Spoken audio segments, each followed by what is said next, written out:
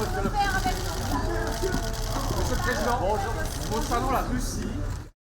Rémi Lefebvre, vous êtes spécialiste de la politique française.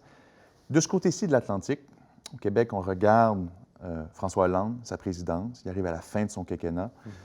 Il atteint, et ça fait longtemps, des taux de popularité abyssaux. Il est toujours sous les 20 % et même bien en dessous parfois. Comment expliquer une telle impopularité? Oui, effectivement, il a battu tous les records d'impopularité. Là, il a à peu près un socle de 15% d'électeurs satisfaits. Donc, c'est historique. Bon, il faut quand même préciser qu'il y a depuis maintenant 20 ans, le seul Premier ministre populaire, c'était Jospin. Depuis, à chaque fois, Chirac, Sarkozy, Hollande, c'est toujours une pente de plus en plus raide, en fait, hein, la pratique du pouvoir. Mais comment ça s'explique pour Hollande? C'est particulier dans le cas de Hollande. Le problème, c'est que la situation économique française est très mauvaise, quoi. C'est-à-dire qu'il y a un record de chômage. Le chômage a augmenté de 800 000 personnes sous son mandat. Donc, sur le plan des résultats économiques, ils sont très, très faibles. Et puis, surtout, il a à la fois déçu les électorats de gauche, les électeurs de gauche, et pas du tout conquis les électeurs de droite qu'il trouve indignes un petit peu de la fonction présidentielle. Il a surtout démobilisé les électeurs de gauche parce qu'il a mené une politique complètement contraire à ses engagements de l'élection présidentielle. C'est-à-dire qu'en fait, il mène une politique sociale libérale qui est en total décalage avec la campagne qu'il avait faite et son célèbre discours du Bourget où il avait dit qu'il s'attaquerait à la finance, etc. Voilà, donc il y a vraiment cette difficulté et cette impopularité qui est liée à l'absence de résultats, la démobilisation des électeurs de gauche, et puis c'est vrai aussi une pratique du pouvoir un peu déconcertante. C'est-à-dire qu'il a eu beaucoup de mal à se présidentialiser, il a commis beaucoup d'erreurs de communication, il y a eu beaucoup de couacs, il y a eu une violence quand même dans la pratique du pouvoir liée au 49.3 au moment de la loi travail. Donc il a accumulé toutes les choses qui font qu'aujourd'hui il est très impopulaire. Mais la question de l'image semble, au-delà des politiques, au-delà des mesures qui ont été prises, ce qu'on retient beaucoup, c'est l'image du président ou non présidentielle du président. Et ça, c'est peut-être important de nous mettre en contexte, là.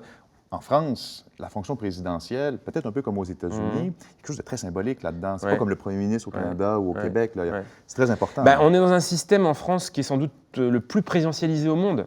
C'est encore plus qu'aux États-Unis, parce qu'aux États-Unis, le Congrès, très souvent, tempère l'action du président américain. Là, en France, depuis 2002, le président de la République, c'est vraiment le chef de l'exécutif, le chef de la majorité. Il concentre toutes les attentions, il concentre toutes les attentes. Et je dirais, moi, que le problème, c'est qu'il est voué à décevoir. Il y a tellement d'attentes portées vers lui, la situation est tellement difficile qu'au fond, c'est trop pour un homme. C'est trop pour un homme.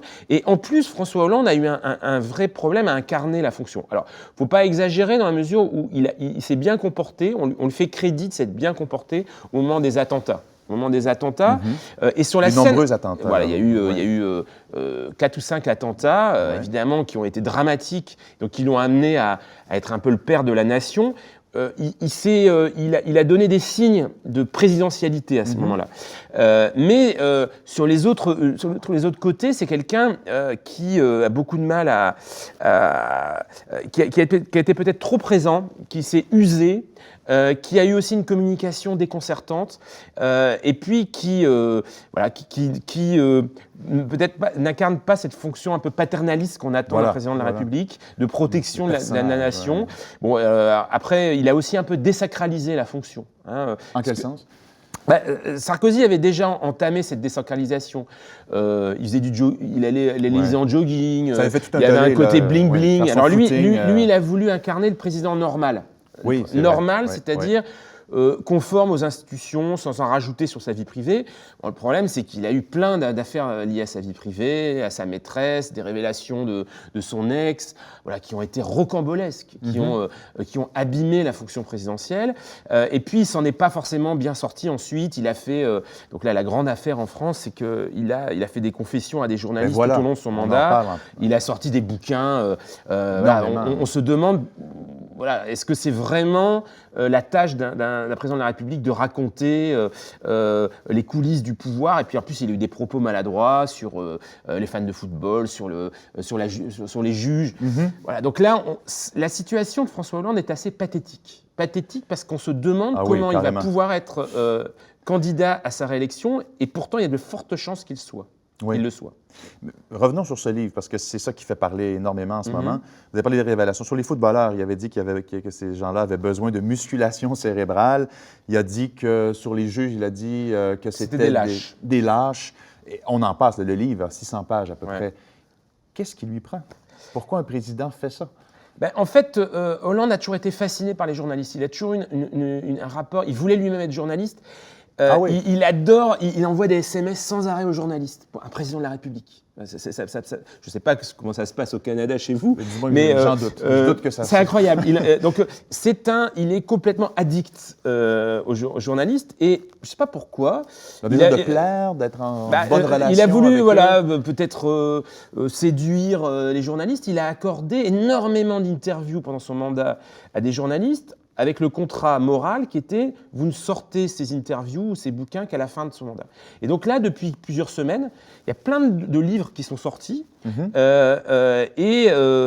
qui écornent encore un peu plus son image. Ce qui est incroyable, c'est que tout au long de son mandat, il a fait des confessions à des journalistes. Alors, je ne sais pas si il ne s'était pas rendu compte que ça allait être publié. Et donc, alors ça le rend proche, mais en même temps, ça le rend aussi particulièrement méprisant et cynique. Notamment, il y a des propos vis-à-vis des pauvres ou des ouvriers qu'il appelle les sans-dents. Voilà. Ça a un effet absolument catastrophique sur l'opinion. Mais il n'y a aucune raison électoralement de s'en prendre à des footballeurs qui sont appréciés de la population. Ce pas des rivaux. Non, c'est vrai. C'est venant de quelqu'un qui, par ailleurs, est un énarque très compétent, qui maîtrise le jeu politique. Pour les observateurs, les commentateurs, c'est une énigme. Comment il est pu... Vraiment, on s'interroge. Donc, on ne peut pas penser que psychologiquement, c'est une espèce de suicide politique ou un désir de mort involontaire. Il n'y a pas de stratégie derrière ça. J'imagine qu'il y en a une. Alors après, la question, c'est laquelle? Parce que là, franchement, on peut s'interroger. Mais effectivement, on peut parler d'une autodestruction de la gauche, du PS, et pour lui, un suicide, c'est-à-dire qu'on ne voit pas sur quelle base il pourrait être un nouveau candidat et pourrait solliciter le soutien des socialistes et sympathisants. Je rappelle qu'il va être soumis à une primaire. En plus, il n'est pas candidat automatique, il y a une primaire, il y aura des candidats contre lui, il y a un de ses anciens ministres, Arnaud Montebourg, qui est très bien placé dans les sondages. Et donc, d'ailleurs, vous verrez peut-être mieux pour lui qu'il perde la primaire s'il est candidat, plutôt qu'il aille à l'élection présidentielle, parce que... Et qu'il ne fasse même pas le deuxième tour. Il n'y a pratiquement aucune chance qu'il passe le premier tour, mais il pourrait faire des scores inférieurs à 10%, ce qui, pour un président sortant, serait stupéfiant. Voilà. Donc, une énigme, quand même. Une énigme, oui. C'est vrai que pour les commentateurs, c'est une énigme, François Hollande. Et merci quand même de nous avoir permis de quand même comprendre un peu mieux cette énigme-là. Merci, Rémi.